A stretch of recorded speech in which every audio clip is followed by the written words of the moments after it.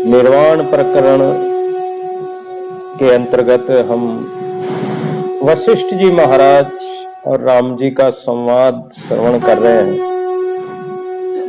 वशिष्ठ जी महाराज ने जब काकभूषुंड जी के दर्शन किए, दर्शन करके उनसे उनके पूर्व जन्मों का वृतांत श्रवण किया। काकभूषुंड जी ने भी अपने जीवन में बीती हुई अनेक प्रलय, महाप्रलय आदि अनेक लोक परलोकों की घटनाएं सुनाई। और वशिष्ठ जी महाराज के आगे भूषुंड जी कहने लगे कि हे मुनिवर, जब ये सृष्टि फिर से उत्पन्न हुई, क्योंकि जब महाप्रलय कर दिया भगवान तो सब सृष्टि खत्म हो गई, लेकिन जब सृष्टि पुनः उत्पन्न हुई तब आप सभी प्रकट हुए हो। भारद्वाज, पुलस्त्य, पुलह, नारद, इंद्र, मरीचि, उदालक, त्रित, भृगु, अंगिरा, सनत कुमार, भृगेश आदि उत्पन्न हुए। अत्रि, व्यासदेव, वाल्मीकि ये भी अल्पकाल के लिए उत्पन्न हुए। हे मुनिवर, तुम ब्राह्मण के पुत्र हो। वशिष्ठ जी ब्राह्मण ऋषि पुत्र थे, तो काकभूषुंड जी कह रहे हैं कि तुम ब्राह्मण के पुत्र हो, तुम्हारे 8 जन्म तो मुझे याद आते हैं। कभी तुम आकाश में तो कभी जल से, कभी पहाड़ से तो कभी वन से, और कभी अग्नि से तुम उत्पन्न हुए हो। हे मुनिवर, मंदराचल पर्वत को क्षीर सागर में डालकर जब मथन होने लगा, तब देवता और दैत्य दोनों को बड़ा प्रयत्न करना पड़ा और मंदराचल नीचे की ओर जाने लगा। तब विष्णु भगवान ने कच्छप का अवतार धारण करके उस पर्वत को अपनी पीठ पर धारण करके अमृत, सर्वप्रथम जो है अमृत निकला, वह मुझको 12 बार स्मरण आता है। और 3 बार हिरण्याक्ष इस पृथ्वी को पाताल में ले गया। कारण क्या है कि ये पृथ्वी, ये सृष्टि कई बार प्रलय हो गई, कई बार फिर उत्पन्न हो गई। तो काकभूषुंड जी ज्यों के त्यों रहे, और वो कह रहे हैं कि मैंने हर एक अलग अलग कल्प में अलग अलग ये सृष्टि को देखा है। हिरण्याक्ष इस पृथ्वी को 3 बार पाताल में ले गया और 6 बार परशुराम जी महाराज जो है रेणुका माता का पुत्र हुआ। जब दैत्य क्षत्रियों के घरों में उत्पन्न होने लगे तो विष्णु भगवान को परशुराम के रूप में प्रकट होना पड़ा। बहुत समय बीत चुका। हे मुनिवर, एक सृष्टि ऐसी भी हुई कि पहले से जो विपरीत हो उसमें शास्त्रों और पुराणादिकों के अर्थांतर किए गए। पुराणों, अनेक पुराण बन गए एक पुराण का, एक वेद के अनेक वेद बन गए, अनेक शास्त्र बन गए। प्रति युग में ये रूपांतरण होता ही रहता है। वाल्मीकि ने 12 बार रामायण की रचना की, वो पुनः पुनः विस्मरण हो जाती है। फिर वाल्मीकि जी प्रकट होते हैं एक दूसरे कल्प में और फिर रामायण रचते हैं। जगत में व्यास जी महाराज ने 2 बार महाभारत की रचना की। ये व्यास नाम के मुनि 7 बार हुए। हे मुनिवर, इस प्रकार आख्यान, कथा, इतिहास, शास्त्र जो जो हुए मुझको बहुत याद है। दैत्यों के मारने के लिए भगवान विष्णु महाराज ने प्रत्येक युग में अवतार धारण किए हैं। जब जब हो ये धर्म की हानि, तब तब भगवान अवतार धारण करते हैं। एकादश यानी 11 बार मुझको राम जी की याद आती है कि राम जी इस पृथ्वी पर 11 बार आए और वसुदेव के घर में पृथ्वी का भार उतारने के लिए कृष्ण रूप से भी आए, 16 बार अवतार लिया, ये भी मुझे याद है। 3 बार नरसिंह रूप धारण कर हिरण्यकशिपु को नरसिंह भगवान ने मारा। इस प्रकार मुझको अनेक सृष्टियां याद है, परंतु सब भ्रम मात्र है, क्योंकि न तो कोई सृष्टि उत्पन्न हुई न कोई उत्पन्न हुआ। ये तो जब आत्म तत्व में देखता हूं तब सृष्टि कुछ नहीं भासती है। परमात्मा ने तो सृष्टि रची है, लेकिन ये कुछ भी नहीं है। परमात्मा रचता है, पालन करता है, फिर श्रृंगार कर देता है। पर जो मैंने इन सृष्टियों को देखा तो ये सब माया है, मिथ्या है, भ्रम है। आत्म दृष्टि से देखता हूं तो सर्वत्र वो परमात्मा ही दिखाई देता है, तब सृष्टि की सत्ता नहीं रहती है। जैसे जल में बुदबुदे उत्पन्न होते हैं, ऐसे सृष्टि उत्पन्न होती है और बुदबुदे हवा के ठपके लगते ही, ठपका लगते ही वो बुदबुदा फूट जाता है और जल में मिल जाता है। ऐसे ये सृष्टि वापस परमात्मा में लीन हो जाती है। ऐसे आत्मा में अनेक मन के कल्पना करने से, स्फुरण होने से कई सृष्टियां उत्पन्न हो जाती। मन में भी सृष्टि उत्पन्न होती है।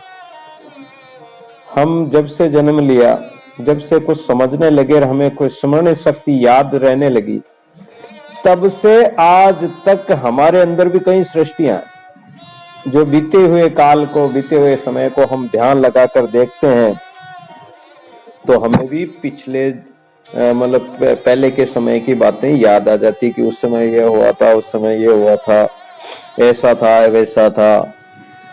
मन में देखे हुए, अनदेखे हुए कई सृष्टियां मन में स्फुरण होती रहती है।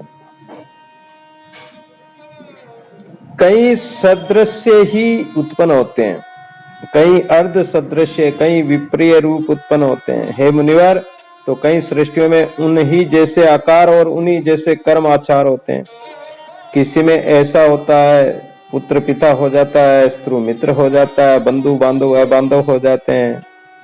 इस प्रकार विपरीत भाव भी देखे जाते हैं। किसी समय में कोई पिता पुत्र बन जाता है और कभी पुत्र पिता बन जाता है। तो इस सृष्टि का कोई पता नहीं किस प्रकार कर्मों के अनुसार जीव भ्रमता रहता है। कभी हेमलतावान आलय इसी कल्प वृक्ष पर होता है, कभी मंदराचल में, कभी हिमालय पर्वत पर, कभी मालव पर्वत पर हमारा आलय यानी निवास होता है।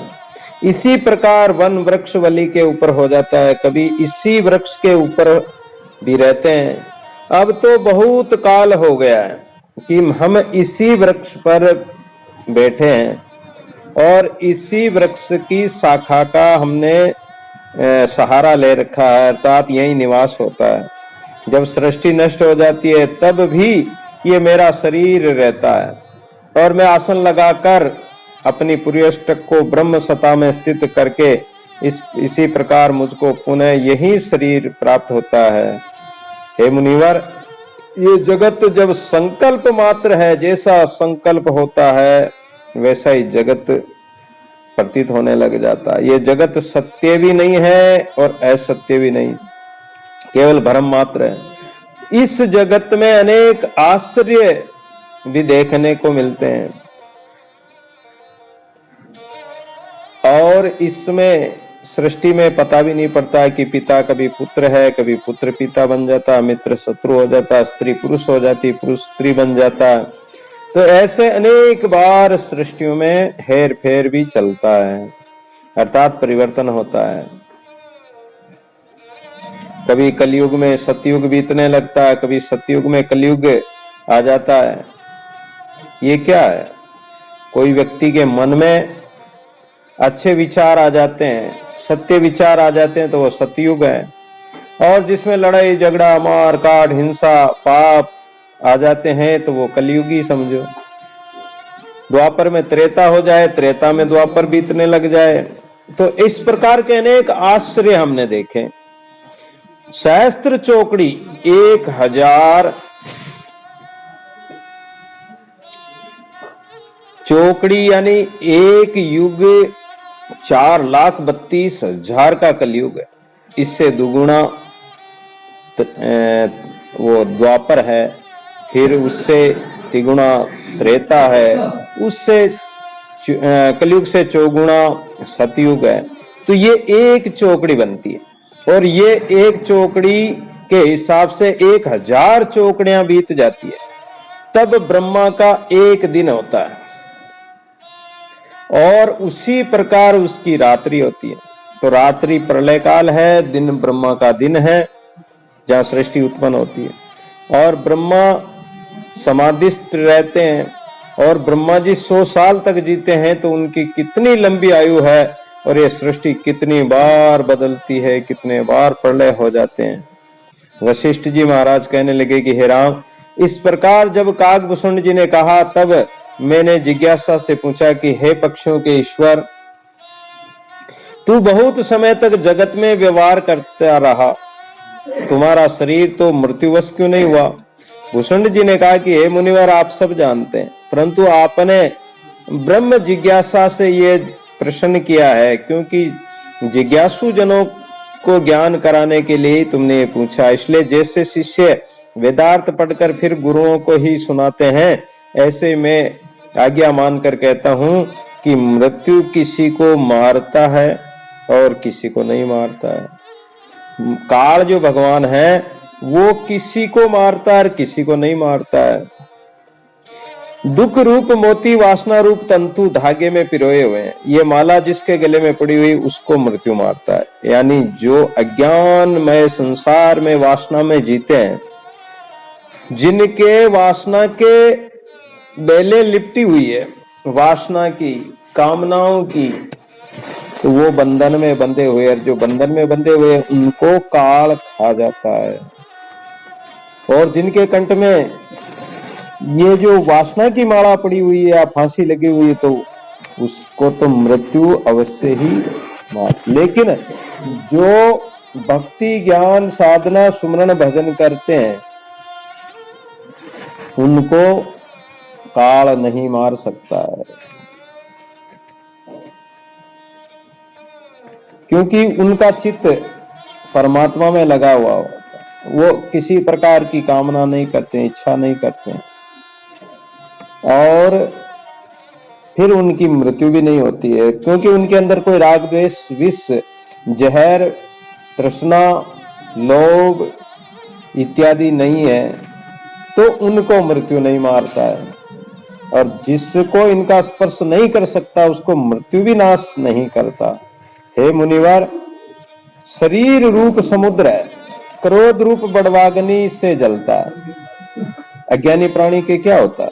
ये शरीर तो समुद्र है, और इस समुद्र में बड़े बड़े जीव जंतु, हिंसक जानवर, सांप वगैरह, मगरमच्छ इत्यादि अनेक ऐसे ऐसे मच्छ कच्छ हैं।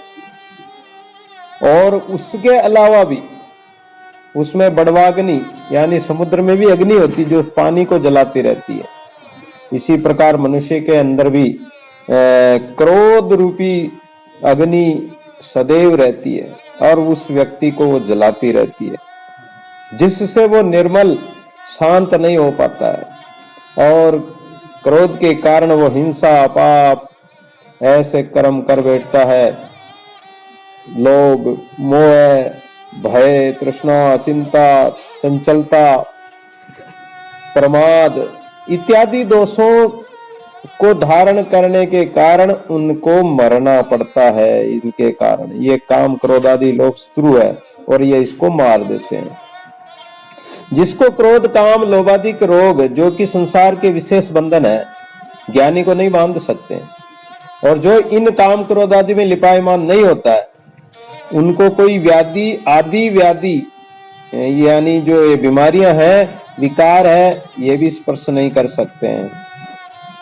और जो लेता है देता है सब कार्य करता है और चित्त में आत्माभिमान नहीं करता है, वह पुरुष इष्ट की वांछा भी नहीं करता, यानी कुछ भी कामना नहीं करता, न अनिष्ट की करता, न इष्ट की इच्छा करता, न उसमें कोई राग द्वेष है, वो समभाव में रहता है, उसको समाहित चित्त कहते हैं।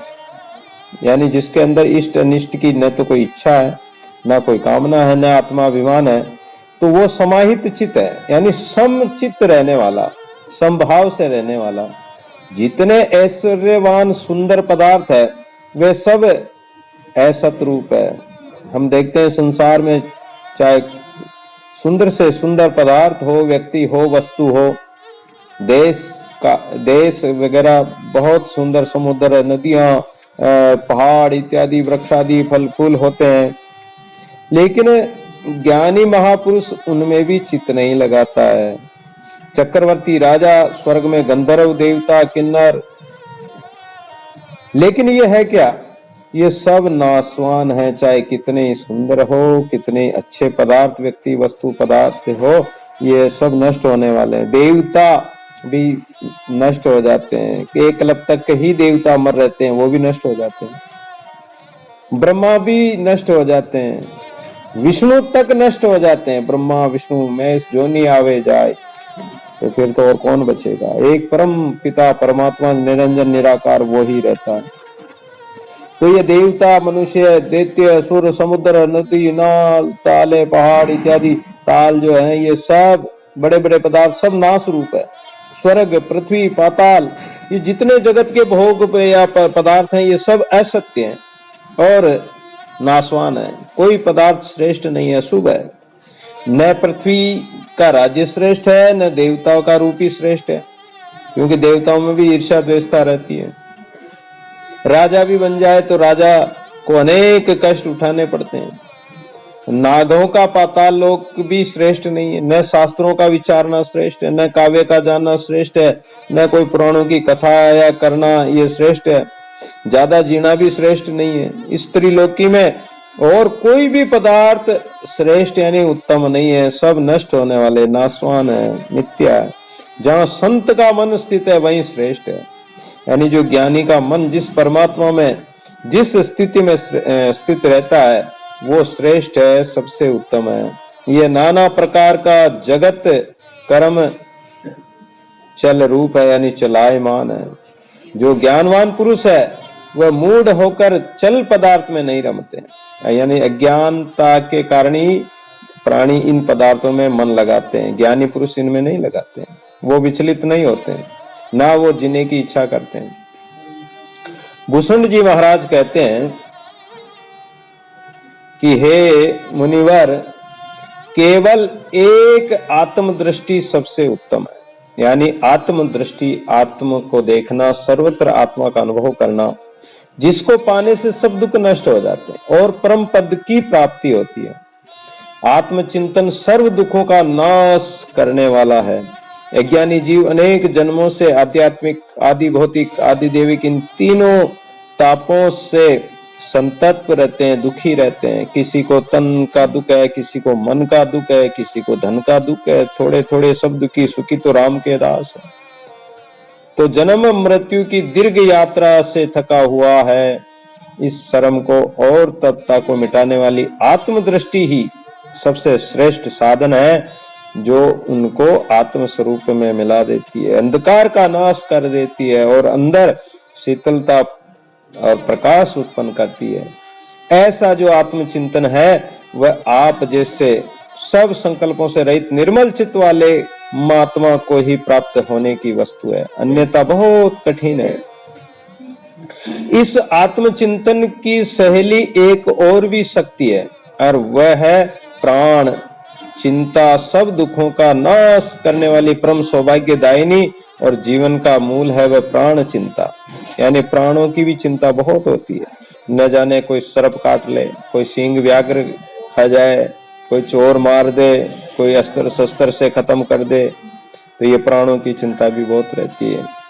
जब इस प्रकार मुझको काकभूषण ने कहा, तब मैंने जानते हुए भी विनोद मनोरंजन के लिए पूछा कि सब संशयों के काटने वाले चिरंजीवी हे काकभूषण जी, सत्य कहो, प्राण चिंता किसको कहते हैं? भूषुंड ने कहा कि सब वेदांत के वेता, सर्व संशय नाश करता, मुझे आप केवल एक आनंद के लिए ही पूछ रहे हो। आप सर्वज्ञ हो, आपको पूछने की आवश्यकता नहीं, क्योंकि आप तो जीवन मुक्त हो। परंतु फिर भी मैं, आपने पूछा है तो मैं जरूर कहूंगा। जो भूषुंड के जीवन का कारण है और जो भूषुंड को आत्मलाभ पहुंचाने वाली है, उसका नाम प्राण चिंतन है। हे भगवान, इसी दृष्टि को आश्रय करके मैं परम पद को प्राप्त हुआ हूं। यानी प्राणी अगर परमात्मा का चिंतन करे, प्राणों की चिंता न करके परमात्मा का चिंतन करे, तो वो मेरे समान ही परम पद को प्राप्त हो जाता है। मुझे कहीं कोई बंधन नहीं है। चलते बैठते सोते जागते सब जगह सब अवस्था में मेरा चित्त सावधान रहता है। चित्त में मैं संसार का चिंतन नहीं करता हूं, मैं परमात्मा का चिंतन करता हूं। इस कारण से कोई भी बंधन मुझे नहीं बांध सकता है। हे मुनिवर, प्राण और अपान के संसरने की गति मैंने पाई। ये हमारे जो प्राण हैं, ये 5 प्राण होते, प्राण अपान समान व्यान उदान। तो ये प्राण और अपान जो है, प्राण जो चलते हैं, इन प्राणों के चलने की गति का मैंने अनुभव किया है कि ये प्राण चलते हैं तो प्राणों के साथ में सम्मिलित हुआ। उस युक्ति से मुझको आत्मबोध हुआ। धीरे धीरे प्राणों के साथ लगने से प्राणी को प्राणनाथ प्राण स्वरूप परमात्मा का अनुभव होता है, आत्मबोध होता है। ये श्वास, ये प्राण ही तो जीवन है, यही तो परमात्मा का स्वरूप है। परमात्मा सूक्ष्म है, ये प्राण भी सूक्ष्म है। तो इस प्राण का अनुभव अपने आप को ही करना पड़ेगा। अपने आप में ही परमात्मा ने प्राण चला रखे हैं, उस प्राण से ही हम जीवित रहते हैं। और वो प्राण निकल जाए तो राम नाम सत बोलने लग जाते हैं कि इसको जल्दी निकालो, काटो काटो, सबके नाम न लेवे, कोई रखने का कोई नाम नहीं लेगा कि जलाओ इसको, जल्दी जलाओ। तो ये प्राण ही सब कुछ है। तो प्राणों के साथ, अपने श्वास श्वास के साथ अपने सुर को लगा दो, अपनी सुरती को लगा दो, तो आत्मबोध होगा। उस बोध से मेरे मद मोहादिक विकार सब नष्ट हो गए और शांत रूप होकर मैं स्थित हुआ हूं। हे मुनीश्वर, जिसको प्राण अपान की गति का ज्ञान जो प्राप्त हो जाता है, वह सब कर्म करे या नहीं करे, ना उसको कोई प्रारंभ काम करना है, ना कोई त्याग करना है, वो तो सदा शांत रूप है और उसका समय सुख से व्यतीत होता है। वशिष्ठ जी महाराज कहने लगे कि हे राम जी, फिर मैंने पूछा कि प्राण वायु की गति कैसी होती है? तो भूषुंड जी बोले कि हे मुनिवर, प्राण हृदय से ही उत्पन्न होता है, उत्पन्न होकर 12 अंगुल पर्यंत बाहर जाता है। हमारे जो श्वास निकलते हैं, हम अगर तेज गति से श्वास को बाहर फेंकेंगे तो बहुत दूर तक उसका अनुभव होता है, और अगर धीरे धीरे जो सहज भाव से श्वास निकलते हैं तो हमारे 12 अंगुल यानी लगभग आधा पूर्ण फीट तक हमारे श्वास की गति जो है, धीरे धीरे श्वास जो बाहर निकलता वो दूर तक जाता है, बाहर जाता है। ये 12 अंगुल बाहर जाता है। और जब हृदय में आकर ये प्राण जो है वहां जाकर स्थित होता है, उस स्थान से अपान रूप होकर अंदर आता है, हृदय में आकर स्थित होता है। हे मुनिवर, बाह्य आकाश के सन्मुख जो प्राण जाता है वह अग्निमुखवत उष्ण होता है। यानी हमारे अंदर से जो श्वास बाहर निकलता तो गर्म होता है, और जो हृदयाकाश से सन्मुख आता है वह शीतल नदी के प्रवाहवत आता है। तो अपान चंद्रमा रूप है और बाहर से अंदर आता है, और जो अंदर से बाहर जाता है वह प्राण है, अग्नि उष्ण सूर्य रूप है। प्राण वायु हृदयाकाश को तपाता है और अन्न को भी पचाता है। ये हमारे श्वास, ये प्राण है, यही प्राणी के भोजन को पचाता है, अपने हृदय को शीतल करता है चंद्रमा की तरह। हे मुनिवर, अपान रूप चंद्रमा जब प्राण रूप सूर्य में लीन हो जाता है, वहां 60 तत्व है, उनमें मन स्थित होकर फिर दुख को प्राप्त नहीं होता। जब हम इन श्वास के साथ हमारे मन को लगा दें, हमारी सुरती को लगा दें, तो फिर मन को कोई दुख नहीं होगा। और अगर प्राण को छोड़कर अन्यत्र मन लगाते हैं तो वहां दुख ही दुख है। और प्राण रूपी सूर्य जब अपान में चंद्रमा के घर में जाकर लीन होता है, उस अवस्था में मन स्थित हुआ, फिर जन्म का भाग्य नहीं होता है, यानी बार बार जन्म नहीं होता, फिर जन्म मरण खत्म ही हो जाता है। सूर्य रूप जो प्राण है उसने अपने सूर्य भाव को त्यागा और अपान रूप चंद्रमा को जब तक नहीं प्राप्त हुआ, उस अवस्था के देश काल को विचारो तो फिर कोई शोक दुख नहीं होता है, तब सब भरम नष्ट हो जाता है। और 12 अंगुल पर्यंत जो आकाश है उससे अपान रूप चंद्रमा उत्पन्न होकर हृदय में प्राण रूप सूर्य में लीन हो जाता है। और सूर्य भाव को जब तक प्राप्त नहीं हो जाता, उसके मध्य भाग अवस्था में जिसका मन लगा है वह परम पद को प्राप्त होता है। हृदय में चंद्रमा और सूर्य के अस्त भाव और उदय भाव का ये ज्ञाता हुआ और इसका आधारभूत जो आत्मा है उसको जाना, तब मन फिर नहीं उदय होता है। हे मुनिवर, प्राण अपान रूपी जो हृदयाकाश में सूर्य चंद्रमा उदय और अस्त होते हैं, उसके प्रकाश से हृदय में भास्कर देव है, उसको जो देखता वहीं देखता है। और जो बाहर सूर्य प्रकाशता, कभी अंधकार होता है तब प्रकाश उदय भी होता है, लेकिन अंदर जो सूर्य है, अंदर जो ज्ञान का प्रकाश है, वो कभी अस्त नहीं होता है। परमात्मा का जो प्रकाश है वो कभी अस्त नहीं होता। अनेक चंद उदय करे एक संक सूर्य प्रकाश, एक निरंजन नाम बिंदादु नहीं उजास। अंदर का जो प्रकाश वो निरंजन का ही प्रकाश है और वो नाम सुमरण के बिना हो नहीं सकता है। और हृदय का जब उस प्रकाश को देख लेते हैं तो सब अंधकार नष्ट हो जाता है। अज्ञानानंदकार ज्ञानांजन शलाकया चक्षुरुन्मीलितमेन तस्मै श्री गुरुवे, यानी अज्ञान का जो अंधकार है वो नष्ट हो जाता, अभाव हो जाता है। परम पद को पाकर जीव मुक्त हो जाता है। प्राणपान की युक्ति जानने से अंधकार नष्ट होता है, ज्ञान नष्ट होता है। तो ये प्रयत्न करो, साधना करो कि अपने श्वास के साथ सुमिरन में लग जाओ। और जब श्वास के साथ सुमिरन में लगते तो अवश्य ही ये धीरे धीरे जो है हमारे विकार खत्म होते जाते हैं। अंदर बाहर के, तन मन के, वाणी के सब विकार खत्म होकर और मन शीतल एकदम शांत हो जाता है। जब हृदय में प्राण उदय होता है तब प्राण का रेचक होने लगता है और अपान का पूरक होने लगता है। श्वास को बाहर फेंकना, श्वास को अंदर भरना, पूरना, तो अंदर भरने का नाम पूर्णा है, तो ये पूरक है। श्वास को बाहर फेंकना रेचक है, तो रेचक, पूरक और कुंभक। एक बाह्य कुंभक होता है, तो जो ये कुंभक है जब ये स्थित होता है तब फिर 3 तापों से नहीं तपता है। जब अपान का रेचक होता है तब प्राण पूरक होने लगता है। कहने का तात्पर्य है कि हमारा जो प्राण है जब अंदर जाता है तो पूरक, यानी हमारा श्वास अंदर भरता है तो पूरक कहलाता है। और जब श्वास को अंदर जितना रोकते हैं वो आंतरिक कुंभक है। और श्वास को बाहर, पूरा श्वास बाहर निकाल दो और श्वास बाहर निकालने के बाद में उस श्वास को बाहर ही रोक के रखो। जब तक आपको ऐसी स्थिति नहीं आ जाए कि अब तो श्वास लेना ही पड़ेगा, तब तक उस श्वास को रोकने का अभ्यास करो। तो जितना श्वास आप बाहर रोक सकते हो, जितना श्वास आप अंदर आंतरिक कुंभ कर सकते हो, श्वास को रोक सकते हो, जितना श्वास रोकने का अभ्यास करोगे उतनी तुम्हारी आयु, उम्र भी बढ़ जाएगी। बड़े बड़े ऋषि मुनि हजारों वर्षों तक साधना करते थे। वो कैसे करते थे? समाधि लगा लेते थे और हजारों वर्ष बीत जाते। क्या कारण था? यही कारण होता है कि वो श्वास को रोकते हैं। श्वास तो गिनती के होते हैं। अगर 1 मिनट में हमारे 12 से 15 श्वास निकलते हैं, 21,600 श्वास प्रतिदिन के निकल जाते हैं।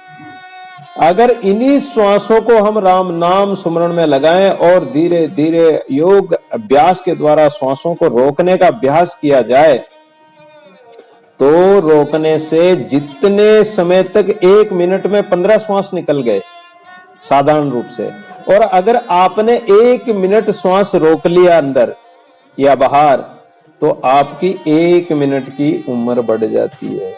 आपने और अभ्यास के द्वारा 3 मिनट रोक लिया, 1 घड़ी रोक लिया, 2 घड़ी रोक लिया, और जब समाधि लगती तो वो 24-24 वर्ष तक, 60-60 हजार वर्ष तक वो समाधि में श्वास को रोक लेते हैं, तो उनकी उतनी उम्र बढ़ जाती है। एक चांगदेव, जब मुक्ताबाई ज्ञानदेव थे उस समय एक चांगदेव नाम का एक योगी था जो 1400 वर्ष तक जीवित रहा था। ज्यादा पुरानी बात भी नहीं है, 1400 वर्ष तक जीवित रहा था वो। तो ऐसे ऐसे अभी भी कई योगी महात्मा हैं जो कई वर्षों तक जीवित रहते हैं। व्यक्ति तो 60-70 वर्ष में, 100 वर्ष में पूरा हो जाता है, लेकिन योगी हजारों वर्षों तक जीवित रह सकता है, क्योंकि उनकी साधना होती है। योगी योग के द्वारा श्वास पर श्वास को रोक के और धीरे धीरे अपने चित्त को परमात्मा में लगाते हुए और श्वास को रोककर और परमात्मा में मिल जाते हैं। तो इस प्रकार ये श्वास की गति है। उस शुद्ध चैतन्य स्वरूप परमात्मा को, चिदात्मा परमात्मा को प्राणों के द्वारा ही, वो प्राणनाथ है, प्राण स्वरूप है, उस परमात्मा को राग द्वेष से रहित होकर और विषय वासना से रहित होकर अपने मन को परमात्मा के चिंतन में लगाते हुए उस परमात्मा को प्राप्त कर सकते हैं। तो अभिमान रहित होकर इस प्रकार उस साक्षी स्वरूप चिदात्मा जो प्राणनाथ है, उस सत्य स्वरूप परमात्मा में चित्त को लगाकर हम उस परमात्मा का अपने अंदर ही ये अनुभव है, अनुभव होता है। बाहर कहीं भी ढूंढने जाओगे कोई परमात्मा नहीं मिलेगा। परमात्मा को ढूंढना तो अपने गट भीतर ही खोजो, गट भीतर ही मिलेगा। और वो श्वास श्वास में समाया हुआ है। परमात्मा ने ये विधि दे रखी है, ये तरीका दे रखा है कि तुम इस प्रकार मेरे को प्राप्त कर सकते हो। तो ये वशिष्ठ जी महाराज ने जो राम जी को बताया, और काकभूषण जी ने वशिष्ठ जी महाराज को जो प्रसंग बताया था, वही प्रसंग हम सभी श्रवण कर रहे हैं। इन साधनों को साध कर हम अपने आत्मस्वरूप तत्व को अनुभव कर सकते हैं अपने अंदर ही। सत्य राम साक्षी सर्वकार जय अविनाशी अपरंपार। सत्य राम साक्षी सर्वधार अजय अविनाशी अपरंपार। अजय अविनाशी अपरंपार। अजय अविनाशी पार।